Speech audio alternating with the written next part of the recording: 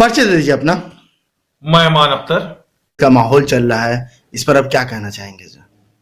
देखिए, ये तो स्पष्ट हो गया है कि इस पूरे देश में लोकतांत्रिक व्यवस्था चरमरा गई है और एक तानाशाह सरकार ने जिस तरह से निजाम कायम किया है, इससे आम जन जो लोग हैं, चाहे वो मजदूर हो, किसान हो, नौजवान हो, अकलियत के लोग हैं, सारे लोग एकदम परेशान हैं।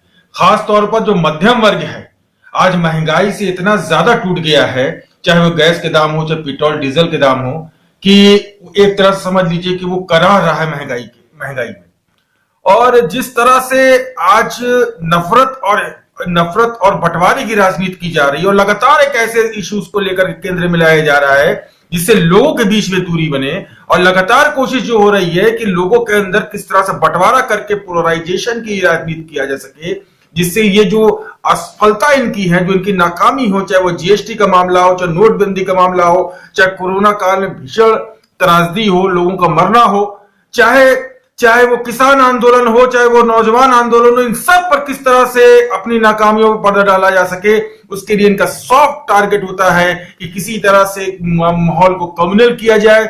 समय समय पर आप देखिए कि मोदी सरकार के तमाम मंत्री, तमाम नेताओं की तरफ से आए दिन ऐसे बयान आते हैं जो समाज में विद्वेष फैलाता है, जो समाज में लगातार टकराव फैलाता है, और लोगों का महंगाई से ध्यान हटे, लोगों का बेरोजगारी से ध्यान हटे, लोगों का उन बातों से ध्यान हटे जिसका वादा करके मोदी सरकार आई थी, उसको हटाने के लिए पूरी तरह से मामले को कम्युनलाइज करते हैं। और खास तौर जिस तरह से 2022 का चुनाव उत्तर प्रदेश में लड़ा जा रहा है, ये बेहद अफसोसनाक स्थिति है, बेहद शर्मिंदगी भरी स्थिति है कि आज जहां बात होना चाहिए उत्तर प्रदेश में जो कोरोना काल में भीषण त्रासदी हुई, लोग मरे हैं कोरोना काल में, दवाओं के अभाव में, ऑक्सीजन के अभाव में, जहां पे लोग आए दिन बलात्कार की घटनाएं हुई हैं, हत्याएं हुई हैं, लूट हुई है, कानून व्यवस्था चरमराई है, जहां पर भयंकर महंगाई और बेरोजगारी में लोग पीड़ित हैं। आज बात होती है हिंदू मुसलमान की, आज बात होती है कि किस तरह से हम मामले को कम्युनलाइज कर दें।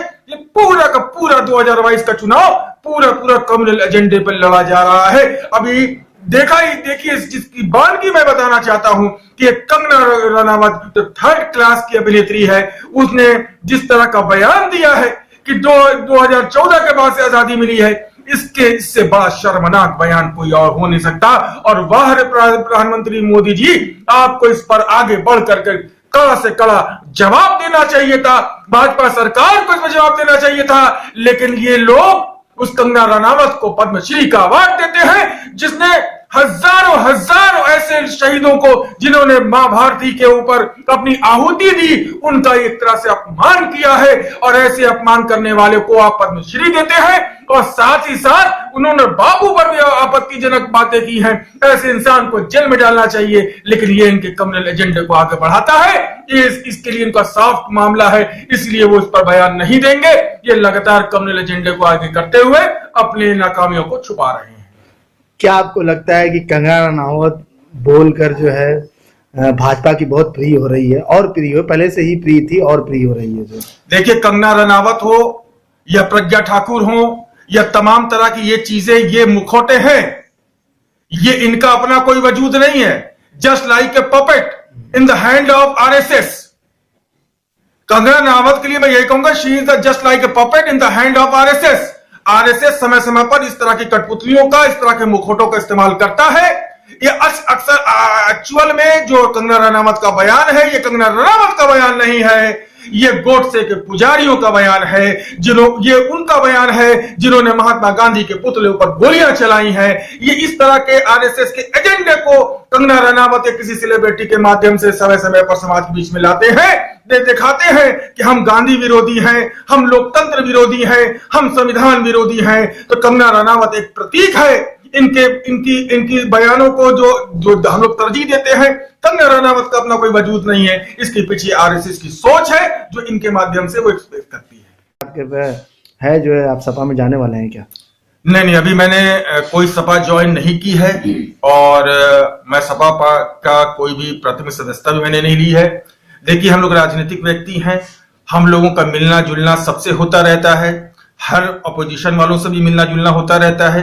व्यक्तिगत तौर पर हमारी एक मुलाकात अभी कुछ दिन पहले लखनऊ में अबू आसिम आजमी साहब से हुई है, लेकिन मैं सपा का ना कोई मेंबर हूं, ना सपा मैंने पार्टी ज्वाइन की। अभी कल भी अबू आसिम आजमी साहब आ रहे हैं और उनसे मुलाकात मेरी होगी, तो व्यक्तिगत तौर पर मैं प्रियंका जी से भी मैं मिला हूँ, समाज के सवालों को लेकर के सलमान खुर्शीद साहब से भी मिला हूँ और ओम प्रकाश राजभर जी से भी मिला हूँ।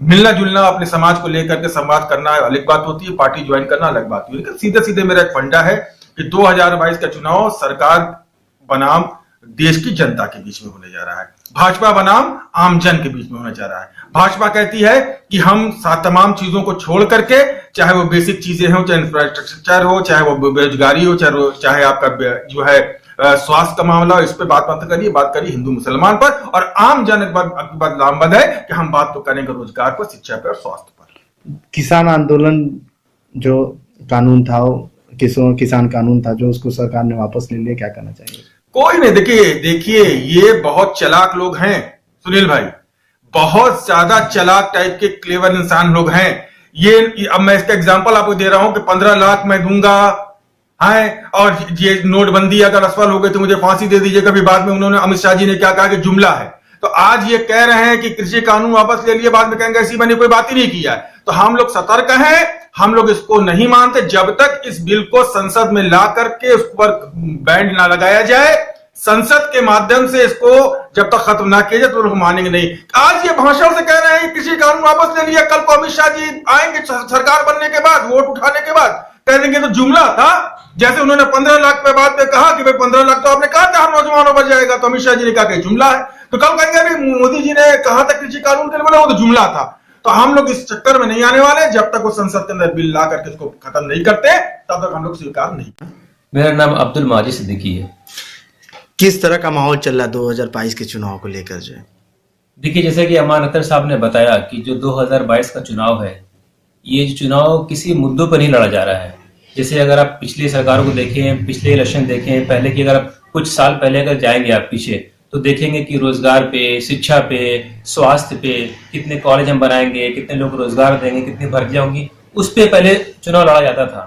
पर आज वो बात नहीं है। आज जिस तरह से जो सरकार, जो वर्तमान सरकार है, भारतीय जनता पार्टी जो सरकार है, जिस तरह से ध्रुवीकरण कर रहे हैं, पूरे ध्रुवीकरण हो रहा है, उससे साफ साफ लगता है कि अब जो सरकारें बनने वाली हैं, जो चुनाव लड़ रहे हैं, उनका इस मुद्दों से कोई मामला नहीं है। न तो काले धन की बात करेंगे, न तो आपको रोजगार की बात करेंगे, न शिक्षा की बात करेंगे।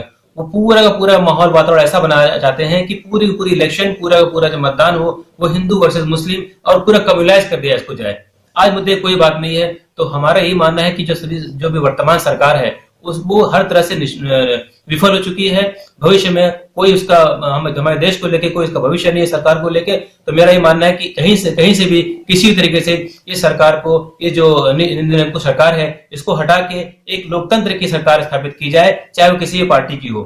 आज देश का वातावरण पूरी तरह खत्म हो चुका है, खराब हो चुका है। आज भाई भाई का नहीं है, पड़ोसी का नहीं है। तो कोई मामला नहीं है कि हम कहीं भी तरह से, किसी तरीके से इस सरकार को सपोर्ट